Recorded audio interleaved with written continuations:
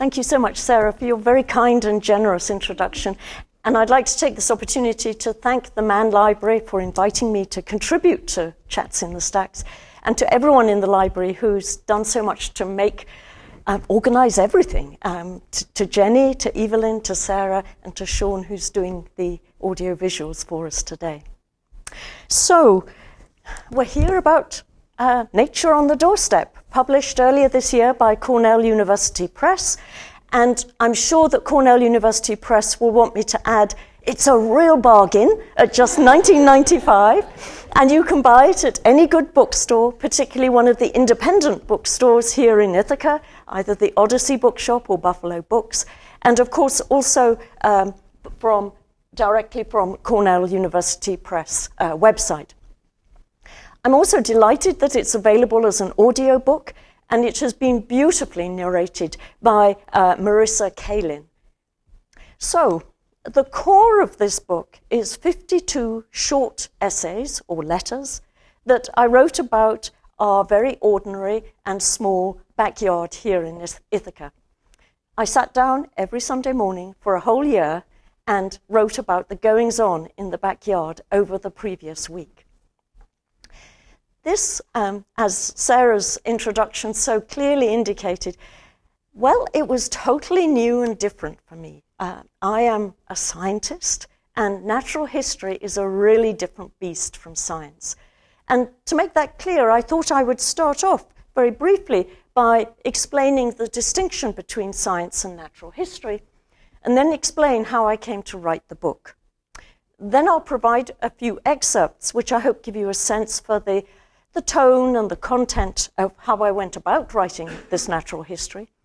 And then I'll say a little about what I learned from writing this book. And then perhaps we can open up, and there should be plenty of time for conversation and discussion. So, the difference between science and natural history. Well, science has been my happy hunting ground for decades, and science is all about discovery. It's all about investigating the general principles that govern how our world works. We spend as researchers a lot of our time focusing on very specific aspects of science, but we always have an eye on the big picture, on the far horizon, because we're always trying to generalize. And I think the very best kind of science is when we have the opportunity to design clever experiments to test carefully crafted hypotheses. Natural history, oh goodness, it is really different. It's all about description and about observation. We use our senses, what we see, what we hear, sometimes what we smell, to identify animals and plants, sometimes macrofungi as well, and to observe their traits, especially for animals, their behavior. Natural history really delights in the detail. Don't worry about the big picture. Okay, there's another really important difference between science and natural history. Science is hard. It requires years of training to be even a halfway decent scientist, and I think all scientists believe that they're no more than halfway good at being a scientist. It's really tough. I am delighted that we now have citizen science, enabling people without extensive training to be involved in the scientific enterprise, but it does always require trained personnel who can inspire the science, organize it, and interpret the final results. And now for the good news. Natural history is available to everyone. You don't have to know anything. You don't have to have any qualifications. All you have to do is go out in the natural world and pay some attention, and everything else just falls into place. I am very glad of that. I'm rather emphasizing the difference between science and natural history because they are sort of connected, although they're very different disciplines. Science is really helpful, scientific results, to help us interpret our observations in natural history. And I do like to think that this book, because I'm a trained scientist, you can sort of hear it in the words or see it in the words. And I perceive natural history in a little bit of a different way from many people involved in natural history who don't have a trained scientific background. In the same way, there is a connection sort of in the reverse direction, that natural history observations can often raise scientific questions that lead to some great science, and natural history records have proven to be enormously helpful in various aspects of science, particularly in the discipline of ecology, for testing scientific hypotheses. So, I hope I've made it clear that the writing of this book was a really new departure, and I was moving into very different territory. So how on earth did I end up getting involved in natural history? Well, I distinctly remember how this started because it was one Sunday morning and I sat down at my desk at work to get on with work, just as every hardworking Cornell faculty member does. But I couldn't concentrate. I was distracted. I think I even felt a bit miserable. And on a whim, and for those of you who don't know me, I am not given to whims. On a whim, I put my work to one side and I just started to write about what had been going on in my backyard over the previous week. Goodness only knows why. But at the end of a couple of hours and 1,000 words, I felt really much better. I felt as if I'd done something that for me was constructive. It was soon time for lunch, and I came to lunch with my husband, who's with us today, and I told him what I'd done, and I still remember the look on his face of utter bemusement. What on earth has she been up to? And then I started to read what I'd written. It was this time last week that we realized that we were on the horns of a dilemma. Our troubles related to our bird feeders, which we watched from our dining room table. And as we ate our Sunday lunch, and if you want to know any more, remember it's only 1995. And as I carried on reading, my husband started to laugh. And I felt this was really good, because neither of us had done much laughing in the last week. For those of you who pay attention and are observant, it was March the 22nd, 2020, the first weekend of lockdown. Really, it was the first time we'd laughed in a number of days, and it felt very constructive. Building on that, over the next few days, as I was writing emails or what have you to my relatives in the UK, I included this little piece, and I was surprised how enthusiastically they responded. I mean, they, like us, had nothing else better to do, I guess. And what was even more valuable was they responded with their own natural history observations. And this felt good. So I decided I'd carry on the next Sunday, and write again. In fact, well, perhaps I'd write for the next 2 or 3 weeks. I mean, it'll all be over in 4 or 5 weeks, won't it? So you can tell what happened. Over that following year of all that isolation and misery and what have you, punctuated by moments of, well, horror on occasion, let's face it, every Sunday morning I sat down and wrote about what had been going on in my backyard. And I kept this up until late February. And then vaccines were coming through, and it was as if there was light at the end of the tunnel. And I thought, well, I'll stop at the end of the year, and then we'll be done. And that was the point at which I realized that I'd actually almost finished creating a document about the life of one, as I've already said, small and very ordinary backyard. And perhaps someone other than just my relatives and a few friends might be interested. And that's how it happened. So I'd like now just to read, in fact, 3 excerpts from the book. And the first one I've chosen is the 2nd of August. I thought with snow yesterday, or was it the day before? I'm sorry. Perhaps we should go to high summer and August the 2nd. And this item is entitled Termite Mound or Italian Villa. This time last week, it was seriously hot, and we were bracing ourselves for a blistering Monday morning in the high 90s, before thunderstorms forecast in the early afternoon. We have two strategies for managing the heat. One is to become a termite mound in the savanna of sub-Saharan Africa. We open all the windows to create airflow that pulls the cool air up from our underground chamber. That's the basement. And this works well for much of the summer, with the added benefit that we can see and hear what is going on outside when we're working indoors. But as the temperature outside rises, the airflow switches. Pure heat streams in through the windows, and a wall of hot, still air sits at the top of the basement steps. The termite mound has collapsed, and we transition to a Mediterranean-style siesta in a country villa in Tuscany. You need a lot of imagination when you're stuck in the middle of a pandemic. Anyway, with all our windows and doors firmly shut and all curtains drawn. We sit it out in the gloom, divorced from the outside world. In principle, there's a third strategy.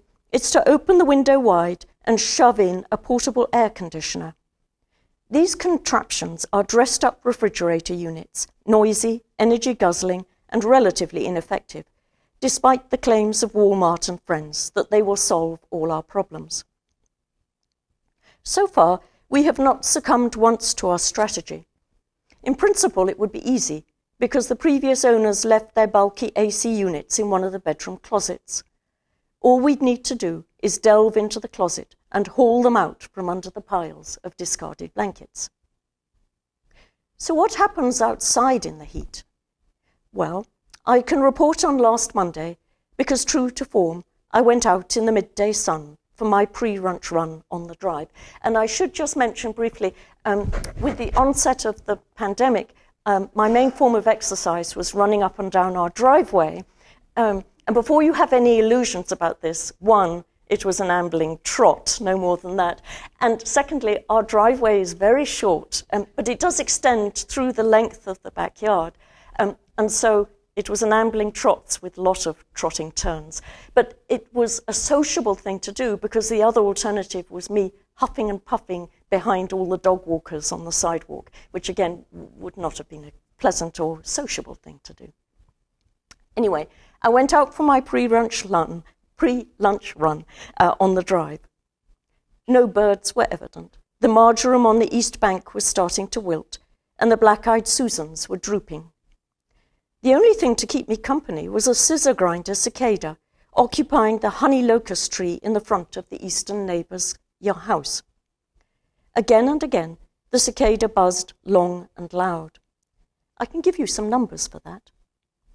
The scissor grinder cicada buzz lasts for about 20 seconds, and that's a good way to distinguish it from another common cicada hereabouts, the Linnaeus cicada, which buzzes at a higher pitch and for just 10 to 15 seconds. It's tempting to compare this amazing insect to the soprano opera singer who can hold her note unbelievably long, but please don't be tempted.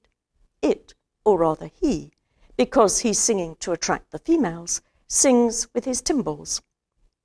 On each side of his abdomen, there's a small patch of thin membrane instead of the hard and crunchy skeleton that covers the rest of his body. The membrane is scored by many so-called ribs, each a diameter less than the width of a human hair. A bunch of muscles vibrate the tymbal, forcing the ribs together noisily, and then pulling them apart noisily, about 300 to 400 times a second. So every pulse of song involves up to 8,000 vibrations, and he'll keep it up at least twice a minute for hours and hours. You need another number to understand the accompaniment to my run. The cicada sings loud, well beyond 100 decibels. It's truly astonishing that a beast less than 2 inches long can be as loud as an opera singer in full bellow. This is achieved partly by timing the vibrations so that the sound waves from the two tymbals perfectly overlap. Also, the abdomen is full of air sacs, making a resonating chamber. Altogether, he is as loud as Maria Callas while expending minimal amounts of energy. But the cicada is no Maria Callas. His song transports you not to La Scala Opera House, but those few minutes at Newark Airport, when you walk out to the commuter plane to Ithaca, right next to a monster transcontinental plane revving up for takeoff. Whatever you and I may think of all this, Mrs. Scissor Grinder can't claim she never heard him call.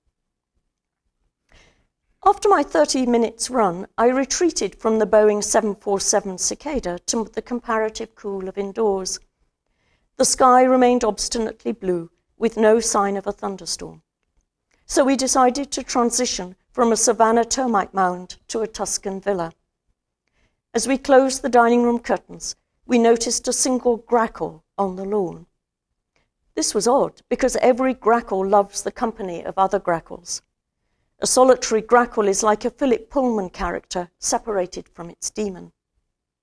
Even worse, the grackle was pacing up and down with its beak wide open.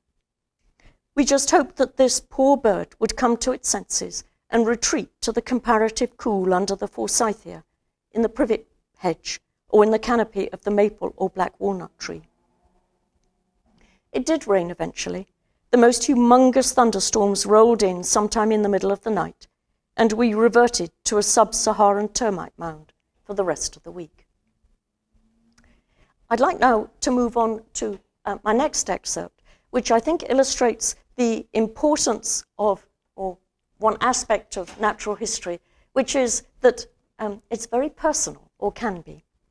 And the Deptford pink, and there's a picture of it just there, Dianthus armeria, is very special to us, and I'll explain why.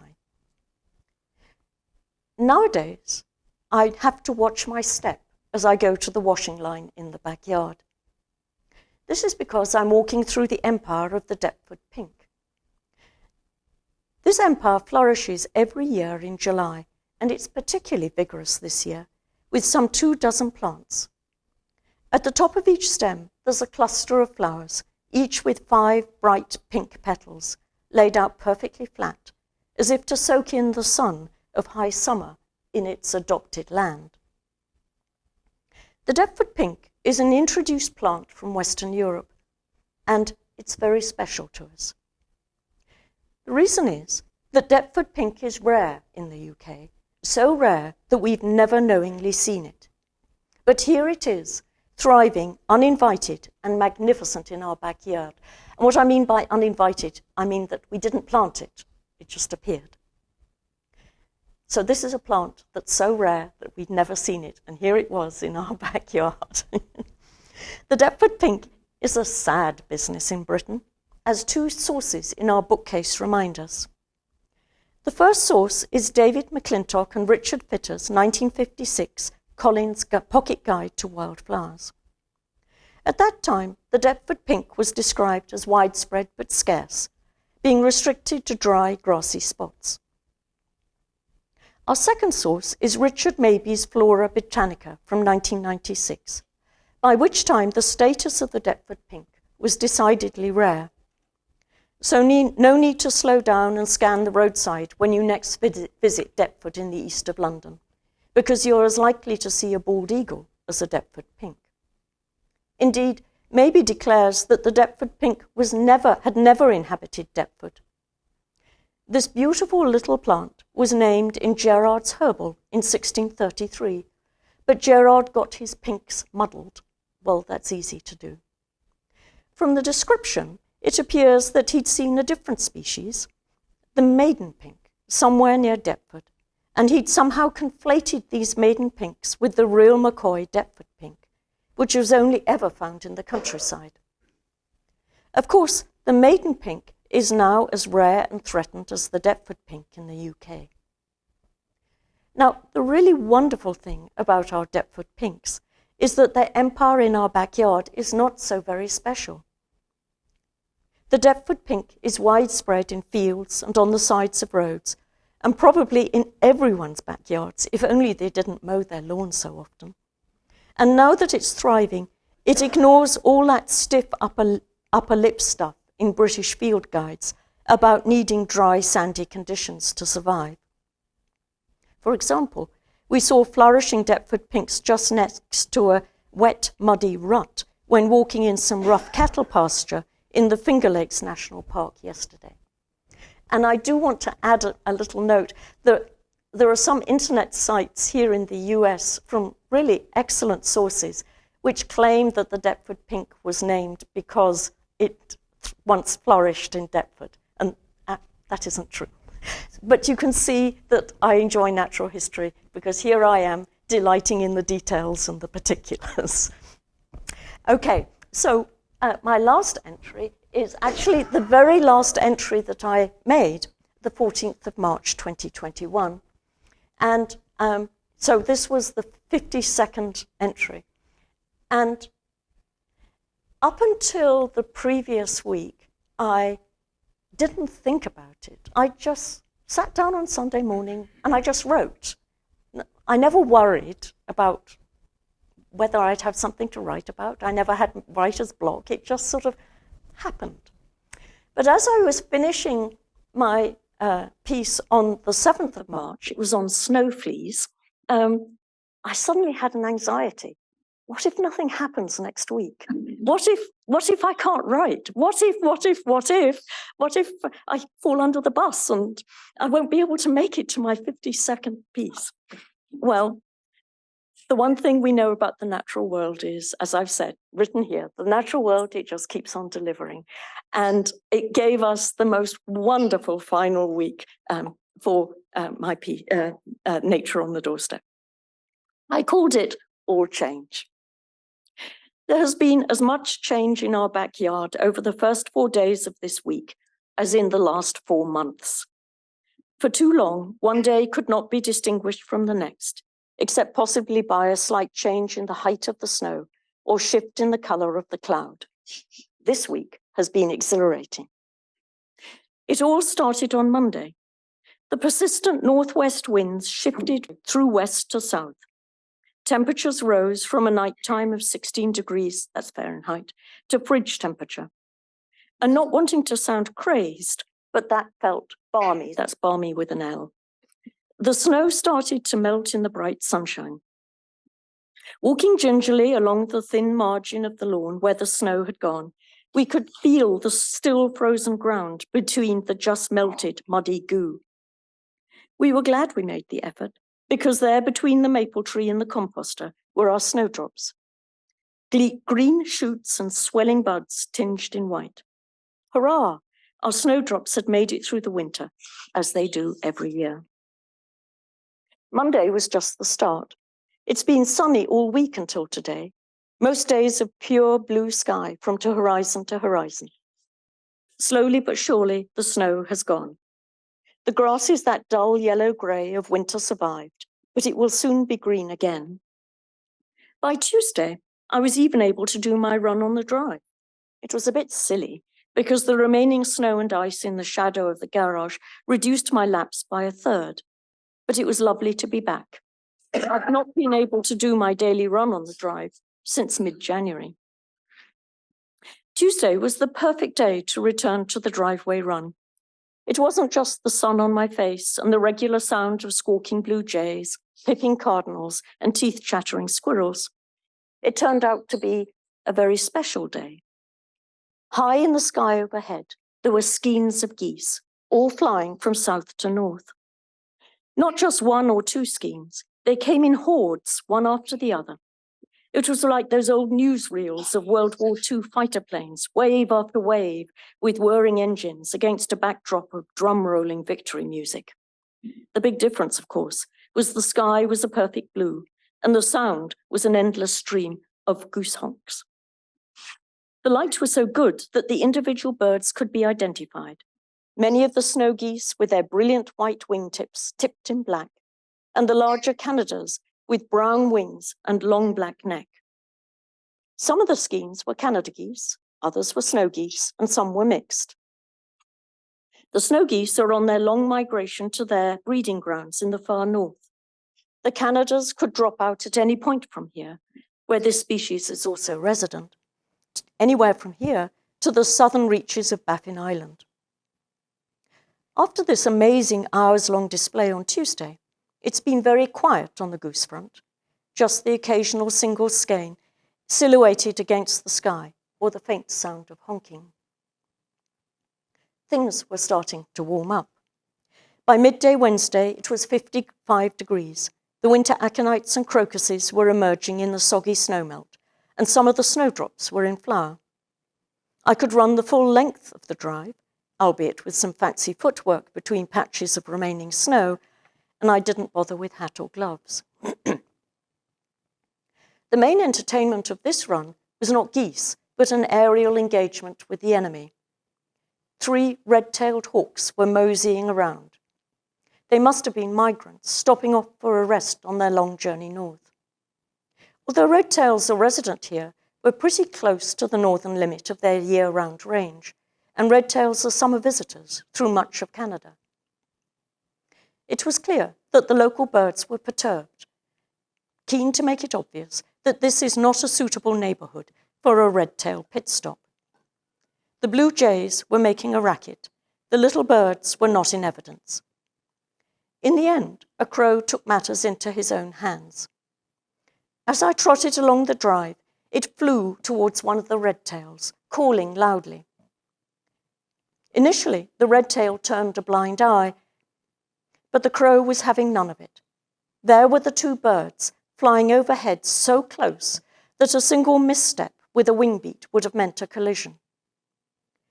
As the red-tail twisted and turned in the air, so did the crow, in perfect split-set synchrony, screaming loudly. The end of the story was inevitable. The red-tails left us, the blue jays applauded in loud squawks, and before my run was done, we were back to the sound of the titmouse peters and Carolina wren pideroos. Thursday was the best day of the week, a miraculous 61 degrees. That does sound a bit over the top. The record temperature for that day is 70 degrees in 1977, but it felt miraculous. My run was in shirt sleeves, our aconites were in flower, and farther up the road we saw the first honeybees of the season. There was another sign of spring at breakfast time. As if coming from nowhere, a woodchuck trotted along the side of the privet hedge, slipped under the fence, and was gone. This was right on cue, because woodchucks emerge from their long winter hibernation at this time of year, even though there's precious little for them to eat. For a healthy woodchuck, this is okay, because it should still have remaining fat reserves laid down last summer to help out for a month or so. Of course, all of this couldn't last. The wind turned gustily to the north on Friday, and we've been downhill since then. In fact, it's snowing as I write. But the clocks went forward last night, and the day length is increasing rapidly, with the equinox coming up soon. Inescapably, the cat is out of the bag, the genie is out of the bottle, and summer is on its way. We have a few months to go before we get to that point, folks. Okay, so I just wanted to say a few words more about what I learned from writing this book. Now, as Sarah had mentioned, this isn't the first book project I've been involved in, but every book project that I've previously been involved in, I've thought about really carefully before I got started. I had this little motto: don't start a book project unless you expect the writing to change your life. Now, I don't mean the consequence of writing, I mean the actual writing. And that's because writing a book is hard, and it's lonely, and it takes a long time. But it didn't work out that way with Nature on the Doorstep, because this was a book that was written by accident. It just happened. And so instead of thinking in advance about how it would change my life, I thought afterwards about how it had changed my life. And in fact, I have a postscript at the end of the book where I address some of these issues. But for today, I want to just highlight 3 issues, 3 aspects. And the first relates to what your backyard is for. It's a place to relax. It's a place that one enjoys, maybe finds beautiful. But it also has the opportunity of being a wildlife resource. Now, the trouble with this, at least for someone like me, is that if you read up about wildlife gardening or conservation gardening And there are books and internet sites and, well, it looks like an awful lot of hard work and very complicated and not a little expensive.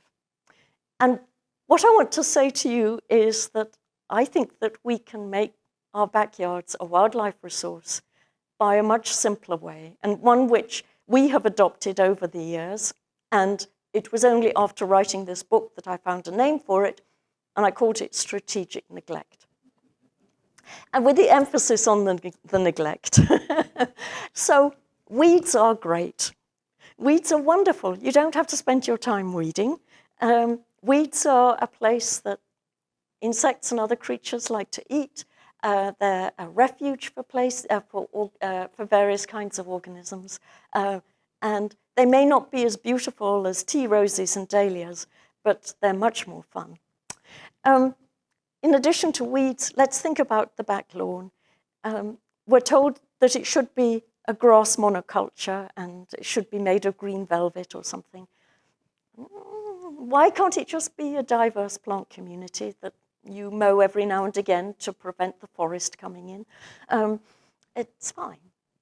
And what about those leaves that we're busy raking up? I hope none of us are using a leaf blower, but that we're raking up. We don't have to be super efficient. Let some of them be. They provide shelter for insects and other organisms as they overwinter.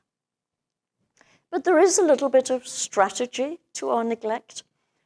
For example, with our Deptford pinks, we're careful not to mow the lawn until after they've set seed, and that's a strategic decision because we love our Deptford pinks. I mentioned briefly about the marjoram on our east bank. This was put in by our predecessors. It's an introduced plant. It has lovely little pink flowers and the bees love it. If we didn't do any weeding, it would soon be choked out by other plants, particularly the couch grass. And so we're actually very assiduous in weeding out our marjoram. Another example actually relates to the garden birds. We strategically feed our birds in the winter months. That's when the birds need calories. If you have a nicely neglected backyard, I strongly suspect they don't need food any other time of year. And it's lovely to watch them feeding on natural food sources in the backyard. But if you enjoy feeding the birds through the year, that's fine. There's no rules here. That's really important. We also put out a hummingbird feeder in the summer, and that is especially important, we suspect, as supplementary feeding in the last couple of weeks of August, perhaps the first week of September, as they're building up their fat reserves, again, a time when they absolutely need calories, building up their fat reserves for their long migration south. I've read that their fat content, their body weight increases by 40% in just 2 to 3 weeks, which is kind of amazing. Okay. So a second point I'd like to make is it became really evident to me in that year how important green spaces are to me and presumably to everyone else. And I felt enormously privileged, and now I still feel privileged, to have access to a small and nondescript backyard, because many people during that time and now don't. In fact, more than half the population of this planet live in urban areas, and many of them do not have easy access to nature.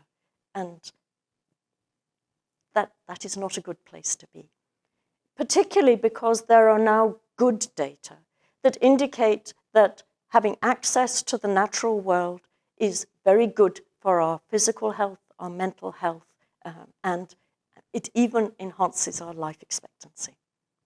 Now, that kind of work is hard to do because there are other aspects or other factors that are correlated with access to nature: wealth, education, and exercise. And like it or not, those 3 traits are also highly correlated with good health and with life expectancy. But statistically, when you account for those other factors, there's still a small but statistically significant effect of access to nature. So I want to finish off with just one last, and very briefly, one last point, which is the art of paying attention. To enjoy natural history, that's the only thing you have to do is to pay attention. And you kind of get into the habit. And in fact, I mentioned something I said earlier wasn't quite true. I said that I finished after the 14th of March, but only finished writing about natural history, but only temporarily, I'm afraid. I just couldn't kick the habit. And by summer, I was back every weekend to writing a little bit of natural history about our backyard or about other areas around Ithaca. And I keep on going every single week, paying attention and writing about our beautiful area here in the Finger Lakes. And that's all I have to say. And I'd be happy to move on to discussion and questions, what have you.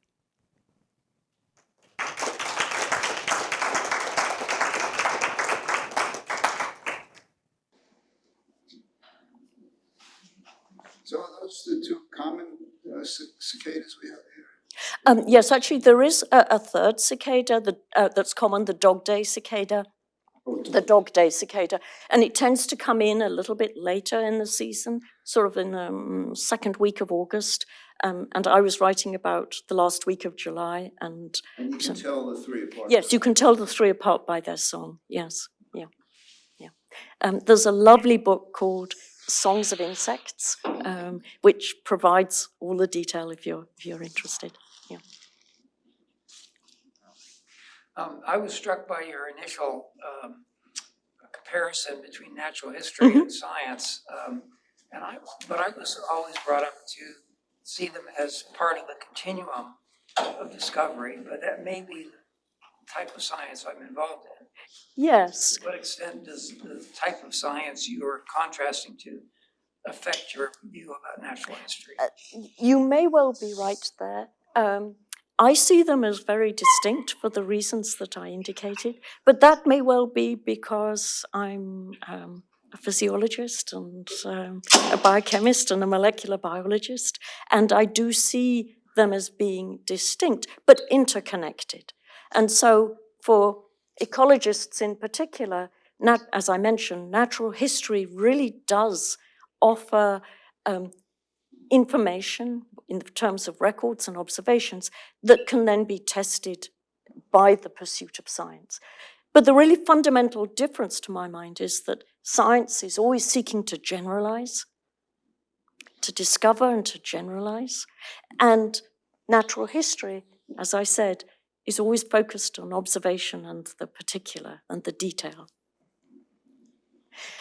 But,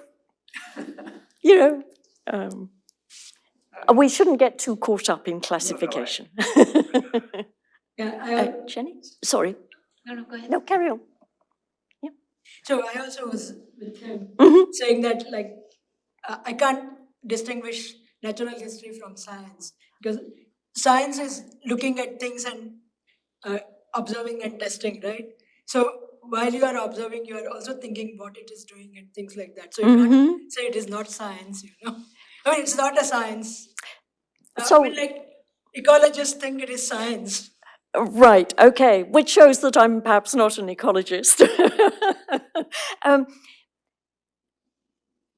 Science, natural history is really concentrating on the detail of what you're observing, and although some of the processes might be similar, the output is really should be quite distinct, I think. See, maybe we can discuss it some more later, Mina.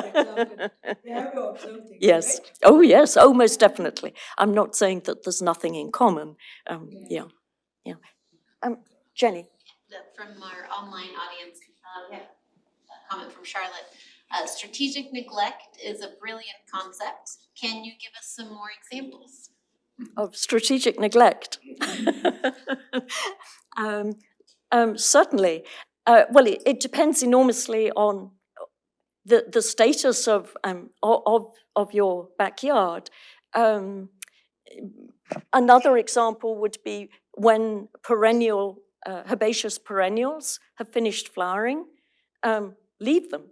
Their seed heads will be great for food, for birds, And their hollow stems are a splendid place for insects to deposit their eggs for overwintering. Again, this is an example. It may not look terribly splendid, but my goodness, it's great for the wildlife. Yeah.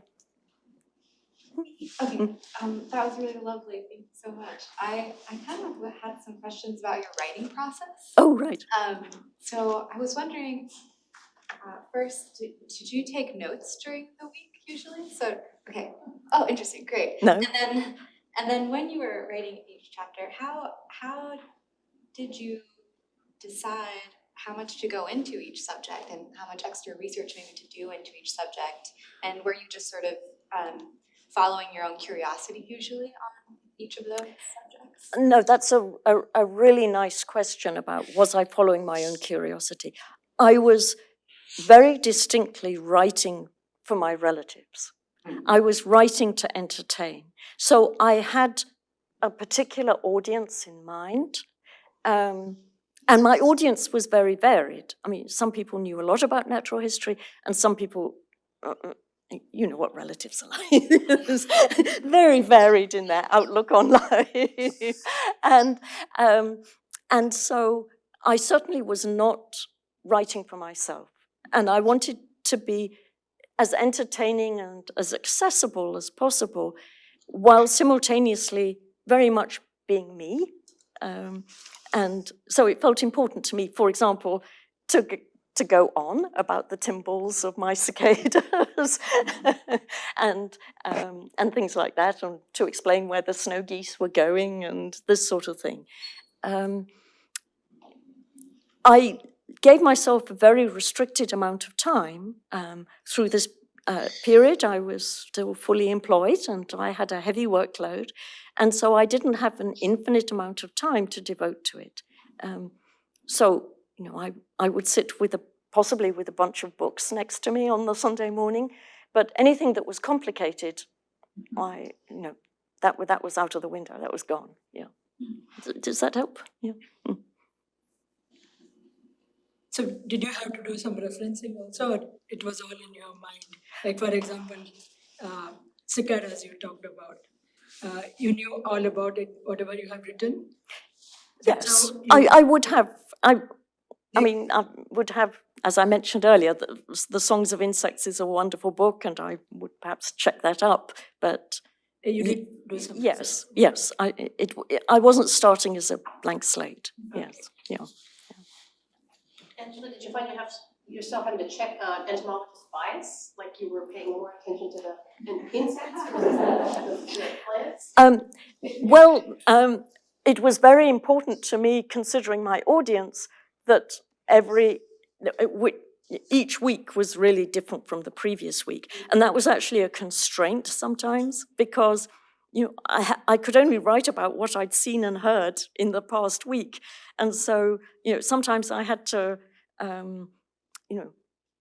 be inventive in ways to ensure that it didn't sound too much like last week. And that was particularly so in the middle of February. I mean, there's so much you can say about snow.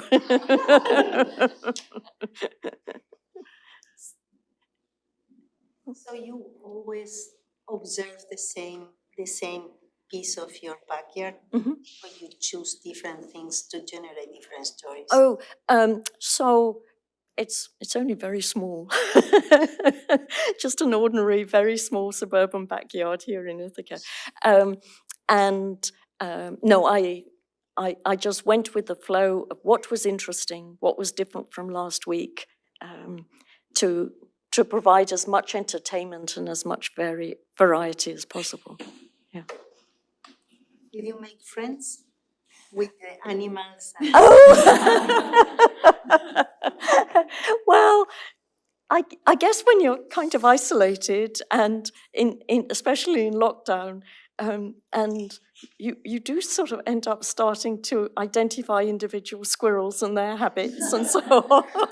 That in my house too. Yes. Jenny was there. Yes, Shari wants to know, how significant was the editing process transitioning the letters to a book? The main change was that each week I had a little quiz. So I had a quote at the beginning, and I expected my relatives to guess what the quote came from. And when it came to publishing it, many of my quotes were under copyright. And I was advised very strongly it was much better not to get involved with copyright. So I had to take all those quotes and silly comments about my quiz out. But that was really, and there were a few family jokes, of course, which came out. But apart from that, it's unchanged. I love, I discovered your book. A friend of mine brought it on a little retreat that a few of my hiking friends took. We've been together for many years and read one of the chapters. I can't remember what it was, which one it was, but we just loved it. And I worked for 13 years on a website called gratefulness.org, and I think a lot about gratitude and gratefulness and what it means. And we often think about, when you appreciate something, you're grateful for it, and then you want to take care of what you're grateful for. But when they say the more you look for things to appreciate, the more things appear to appreciate, even in that small backyard. Totally. Yeah. And in fact, in the postscript, I invented a way of thinking about it called the circle of connections. And that actually covers precisely what you're talking about. So making an emotional connection with nature, and both comes from an interest in natural history and contributes to an interest in natural history. And both of those come from and contribute to a desire to promote the wildlife and natural habitats. And you can't enjoy natural history without feeling some sort of sense of responsibility. And although I probably didn't use the word gratitude, I can't help but be a scientist. I understand totally what you mean. Yes, yeah.